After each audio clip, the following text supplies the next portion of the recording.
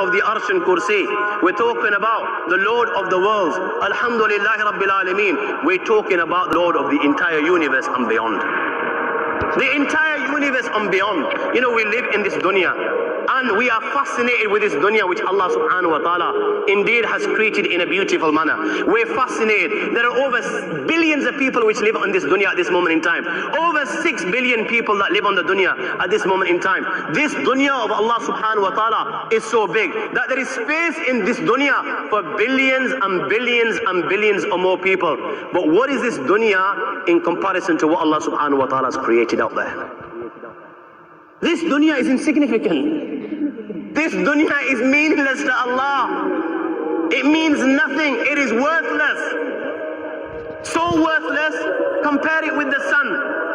The sun is one star. You know more science than me. You'll be able to tell me better. Take this planet Earth and you place it inside the sun, and you will be able to place 1.3 million Earths in the sun. 1.3 million Earths in the sun. Allahu Akbar. Allah is the greatest. The sun is one star. One star. There are stars out there which are millions of times bigger than the sun. You tell me this, that you need millions and millions of stars to make one galaxy.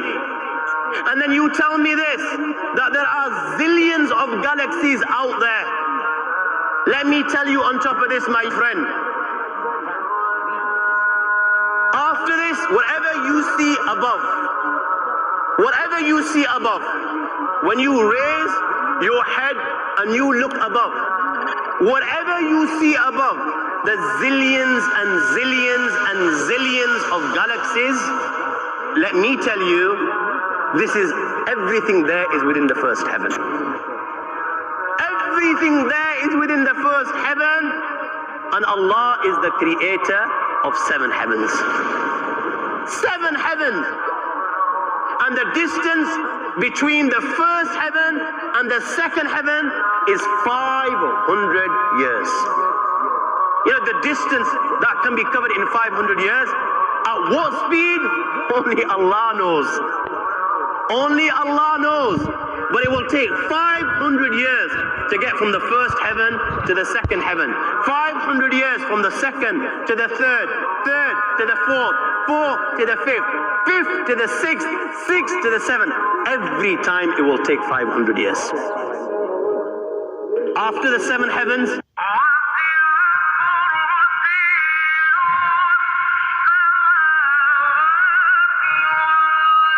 وَسِعَ كُرْسِيُّهُ السَّمَاوَاتِ وَالْأَرْضِ. You all read the Ayatul Kursi. You all know the Ayatul Kursi. After this, you have the Kursi of Allah. You have the chair of Allah subhanahu wa ta'ala. You know these 7 heavens that we've just talked about, in comparison to the Kursi of Allah, they're non-existent. They're meaningless. Rasulullah sallallahu alaihi wasallam has given an example in a hadith, just to give us a little bit of understanding with regards to the 7 heavens in comparison to the Kursi of Allah. Take a ring from your finger, take it off, the small ring that you have, and place it, let's say, in a desert, the Sahara Desert. It's the biggest desert in the world. You know that ring that we take off from our fingers and place it in the Sahara Desert? What comparison is in between the ring and the Sahara Desert? Nothing. Nothing. The 7 heavens is the ring, and the Kursi of Allah is the Sahara Desert. After the Kursi of Allah, you have the Arsh of Allah.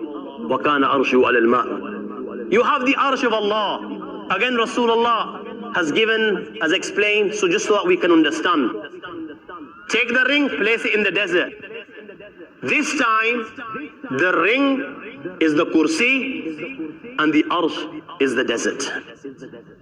What is the Kursi in comparison to the Arsh of Allah? Nothing. Then you have angels which carry the Arsh of Allah. Their heads are in the 7th heaven and their feet are in the lowest earth.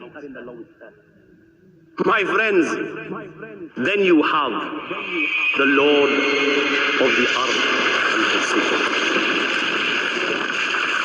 لا تدركه الأبصار ويدرك الأبصار وهو اللطيف الخبير. He is beyond the size of Allah, who Allah is, what Allah is.